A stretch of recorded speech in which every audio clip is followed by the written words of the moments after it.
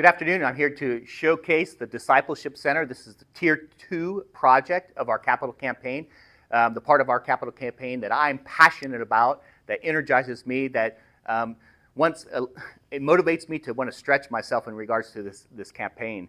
And why is it so exciting?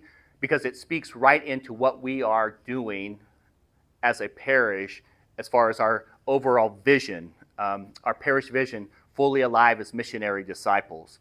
And what is a disciple? Well, a disciple is a next level Catholic. And what I mean by that is like, this is someone who is not just embracing the faith out of duty and, I'm going to Mass and I've fulfilled my obligation. This person they are radically trying to follow the Lord and live according to the way the Lord is inviting them and living in the joy of the Lord all day, every day.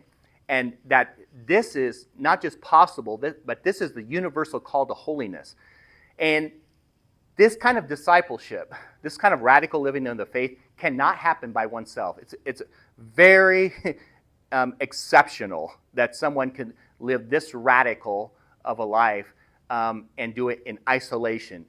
And so spiritual friendship, that means that we're talking together, we're building relationships, we're sharing the highs and lows of the spiritual life, of living the Catholic faith.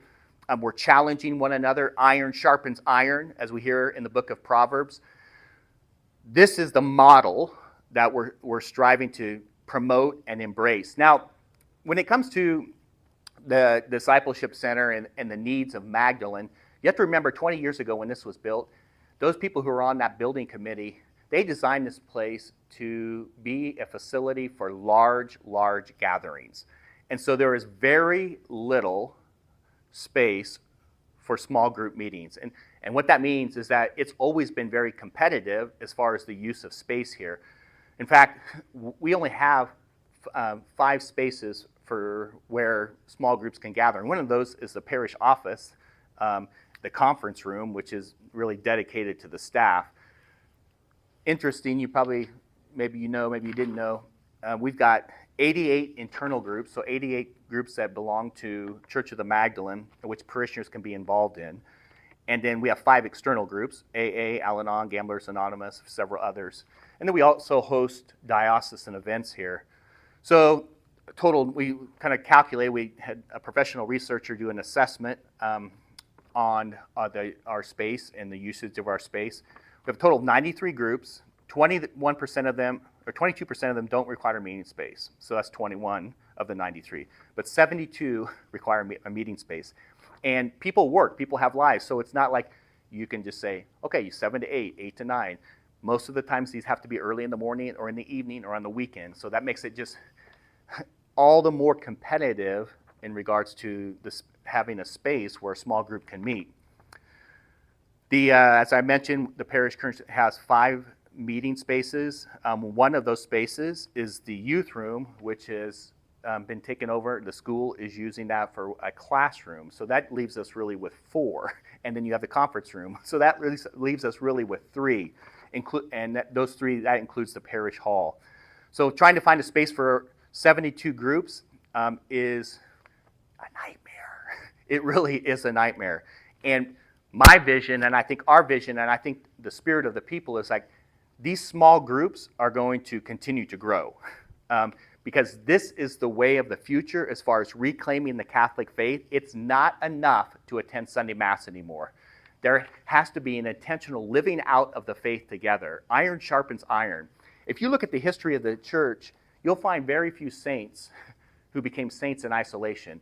Almost always when you find a saint, do a little bit more research, you're going to find that they had a friend who was a saint. And so that's the case of today, St. Francis de Sales and St. Jane de Chantal, who were very close spiritual friends in the faith. And so they wrote letters back and forth. This is the kind of spiritual friendship we're talking about. They're expressing their highs and their lows. They're challenging one another in living in faith. And then what they learn and what they appropriate for themselves, they're sharing that with others. And so this model is not something new. This model, in fact, goes back to the beginning, what we have with Jesus. How does he form his apostles, those he's going to send, those who are going to be missionary disciples? He forms them as a very small group, 12, right? and they spend 3 years together, living life together. And they're sharing the highs and the lows. They're learning together. They're challenging one another, right? They're struggling together.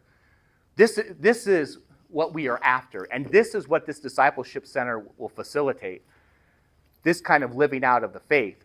Now, the discipleship center in itself, there's one large gathering space.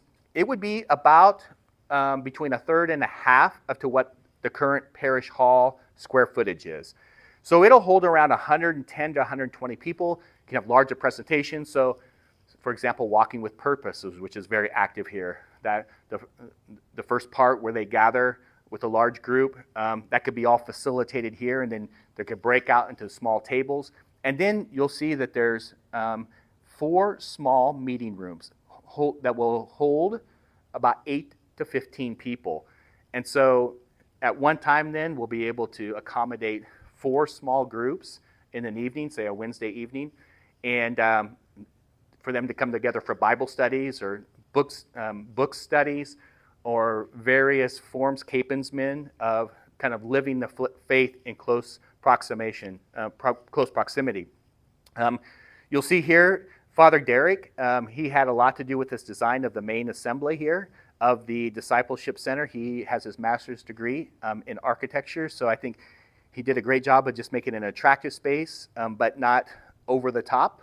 And so we're super pleased in regards to some of his ideas and his work with the architect.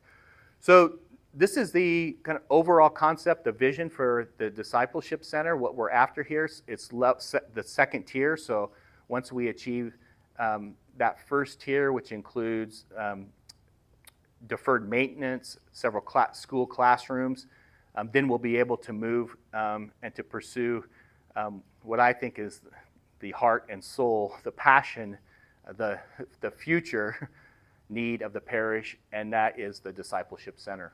Thank you.